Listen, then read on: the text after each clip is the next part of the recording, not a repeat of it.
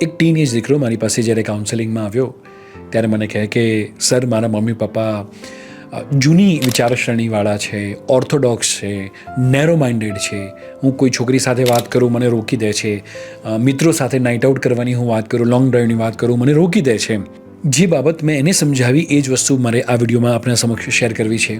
અને ત્યારે એ દીકરાને સમજાવવા માટે મેં કહ્યું કે બેટા, તારા મમ્મી પપ્પા ઓર્થોડોક્સ નથી, તારા મમ્મી પપ્પા જૂની વિચારસરણીવાળા નથી. તારા મમ્મી પપ્પા માત્ર તારું ભલું ઈચ્છે છે. આ જ મમ્મી પપ્પા જે તને કદાચ છોકરી સાથે બોલવાની ના પાડે છે, એ જ મમ્મી પપ્પા હશે જે તારા લગ્ન પછી હનીમૂનની ટિકિટ બુક કરાવશે, તારા માટે હોટલનો બેસ્ટ રૂમ બુક કરાવશે. અને તું કદાચ જ્યારે હનીમૂન માટે જતો હોઈશ ત્યારે પપ્પા તને ઉપરથી 25,000-50,000 રૂપિયા એક્સ્ટ્રા આપશે કે બેટા, કદાચ વધારે ખર્ચો થાય તો આ તારી પાસે પૈસા રાખ, તને જરૂર પડશે, તને હેલ્પફુલ થશે. તો આ મમ્મી પપ્પા ઓર્થોડોક્સ નથી, પણ એ મમ્મી પપ્પા એ જરૂરથી જાણે છે કે મારા બાળક માટે, મારા દીકરા માટે, મારી દીકરી માટે કયા સમયે કઈ વસ્તુ સૌથી વધારે ઇમ્પોર્ટન્ટ છે. અને એટલા માટે ઘણીવાર બાળકોને એવું લાગે કે મમ્મી પપ્પા અમારા વિચારો ઉપર, અમારા વાણી ઉપર, અમારા વર્તન પર બ્રેક મારે છે. મારે તમને કહેવું છે કે મમ્મી પપ્પાની એ બ્રેકને કારણે જ, જેમ ગાડીની અંદર બ્રેક હોવાથી એવું લાગે કે ગાડી ઊભી રહી જાય છે, પરંતુ દોસ્તો જો ગાડીમાં બ્રેક ન હોય ને તો ગાડી ઝડપથી ચલાવવી પણ ન શકાય, કારણ કે દરેક 4 રસ્તા પર અકસ્માત થવાના ચાન્સીસ વધી જાય.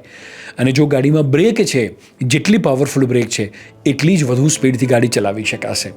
સેમ વે મમ્મી અને પપ્પા દ્વારા સંસ્કારની બ્રેક અને ફેમિલી વેલ્યુઝની બ્રેક મારવામાં આવે છે ને, એ જ બાળકો મોટા થઈ અને ખૂબ જ સફળ થતા હોય છે. એ જ બાળકો મોટા થઈ અને કદાચ ખૂબ જ સફળતા મેળવતા હોય છે, ખૂબ જ સક્સેસ મેળવતા હોય છે. અને દોસ્તો, આપણી એ સફળતા માટે મમ્મી પપ્પા આટલું સેક્રિફાઈસ કરે છે. મમ્મી પપ્પા ખોટા બને છે કારણ કે એમને જીવનમાં તમને સાચા બનાવવા છે. મમ્મી પપ્પા કદાચ પોતે ખરાબ થઈ જાય છે કારણ કે એ ઈચ્છે છે કે આપ ખૂબ જ સફળ થાઓ.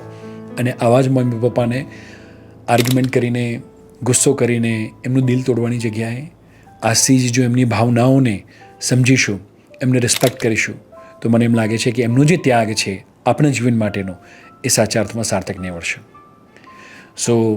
આવી જ પાવરફુલ પોઝિટિવ રીલ્સ માટે મને આજથી જ ફોલો કરવાનું શરૂ કરો અને આપણે મળીશું આવતીકાલે આવી જ નવી પાવરફુલ રીલ્સ સાથે.